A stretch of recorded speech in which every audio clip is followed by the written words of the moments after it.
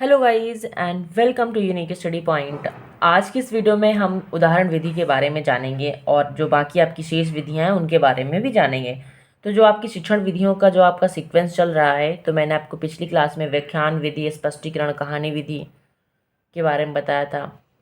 आपकी उसकी पिछली के विवरण और वर्णन विधि के बारे में क्या है, दोनों में अंतर क्या होता है। तो जिन लोगों ने ये क्लासेस नहीं देखी हैं, प्रश्नोत्तर विधि क्या है, तो वो आपको मैं प्लेलिस्ट आपको डिस्क्रिप्शन में दे दूंगी, आप वहाँ से सारी क्लासेस देख सकते हैं। इसके बाद ही आप सीक्वेंस से देखें, क्योंकि मैंने 6 विधियाँ ऑलरेडी बता रखी है, आपकी 7वें नंबर की विधि है।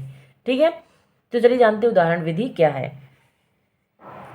वर्तमान समय में शिक्षण हेतु उदाहरणों को बहुत अधिक महत्व दिया जाता है। बिल्कुल, टीचिंग में हम बिना एग्जाम्पल के हम टीचिंग संभव ही नहीं कर सकते।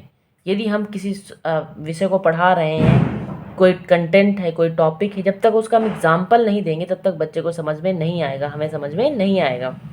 यह एक मनोवैज्ञानिक विधि मानी जाती है। उदाहरण विधि कैसी है? मनोवैज्ञानिक विधि है। विषय वस्तु को स्पष्ट करने के लिए यह उपयोगी मानी जाती है। यानी कि कोई, जैसे मैंने आपको बताया, कोई भी टॉपिक है या कोई भी विषय है, कोई कंटेंट है, उसको हमें समझाना है तो उसको हम उदाहरण के थ्रू समझा सकते हैं। ठीक है, तो विषय वस्तु को यानी कि क्लियर करने के लिए हम उदाहरण का प्रयोग करते हैं। उदाहरण दो प्रकार के दिए जा सकते हैं। पहला है मौखिक, दूसरा है दृश्यात्मक। यानी कि ओरल भी हम दे सकते हैं, और दूसरा एक एग्जाम्पल हम करके बाय डूइंग दिखा सकते हैं। ठीक है, यानी कि मौखिक हमने ओरल बता दिया कि 2 + 2 4 होता है, आप 2 फिंगर ऐड करेंगे और 2 ऐसे करेंगे, बता दिया।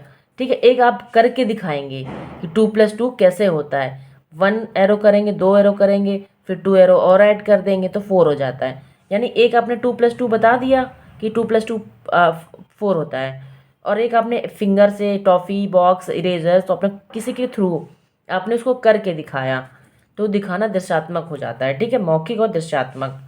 ठीक है, कमजोर एवं मंदबुद्धि बालकों को दृश्यात्मक उदाहरणों से पाठ को जल्दी व आसानी से समझाया जा सकता है। जो थोड़ा सा जो उनका जो IQ लेवल थोड़ा सा वीक है या मंदबुद्धि से जो आते हैं, उनको हम इस विधि का प्रयोग करके समझाते हैं।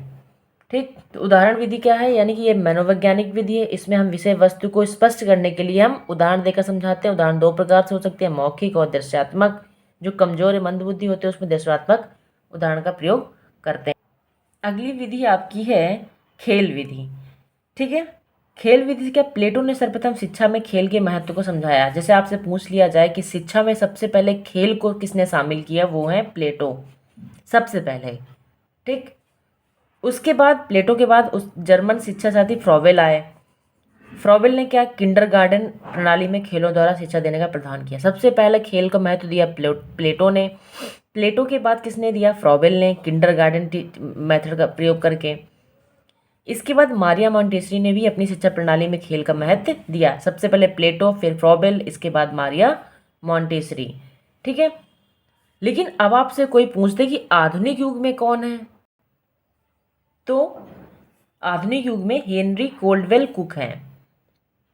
जैसे मैंने आपको बताया था कि खेलवेल के जनक कोल्डवेल कुक मैंने आपको बताया था। जो मैंने आपको शिक्षण विधियां बताई थी, एक की कौन कौन सी शिक्षण विधियां होती हैं, उसमें मैंने आपको बताया था कि खेल विधि के जो जनक हैं वो कोल्डवेल कुक हैं।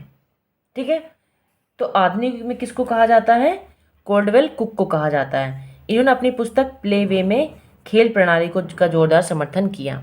तो खेल विधि के आधुनिक जो जनक हैं, ये आधुनिक में किसको जनक माना जाता है? तो कोल्डवेल कुक को माना जाता है। लेकिन सबसे पहले प्लेटो ने दिया। प्लेटो के बाद फ्रॉबेल ने किंडरगार्टन में अपने उसमें शामिल किया। किंडरगार्टन में के बाद जो फ्रॉबेल थे, फ्रॉबेल के बाद जो खेल विधि का समर्थन करने वाले कौन थे? मारिया मॉन्टेसरी ने। इसके बाद आधुनिक में आपसे पूछ रहे थे कौन है? Caldwell cook. ठीक है, तो ये आज आपकी खेल विधि हो गई। ठीक है, इस तरह से आपकी बहुत भ्रमण विधि हो गई, जैसे कि समूह चर्चा विधि हो गई, प्रोजेक्ट मेथड, ये सारी आपकी बहुत नॉर्मल सी। जैसे भ्रमण से पता चल रहा है कि हम एक्सकर्जन मेथड यूज करते हैं, भ्रमण के माध्यम से सीखते हैं। समूह चर्चा यानी कि ग्रुप डिस्कशन के माध्यम से हम करते हैं। इस तरह की आपकी सारी विधियाँ समाप्त हो गई। जो आपकी मेन इंपॉर्टेंट थी वो मैंने आपको सारी बता दी हैं। आई होप आपको समझ में भी आई होंगी। वीडियो अच्छी लगी हो तो लाइक करें, चैनल को सब्सक्राइब करें। मैं आपको पूरी जो आपकी सारी शिक्षण विधियाँ हैं वो आपको पूरी प्लेलिस्ट आपको डिस्क्रिप्शन में दे दूँगी, आप वहाँ से सारी क्लासेस देख सकते हैं। ठीक है, thank you so much for watching this video, thank you so much.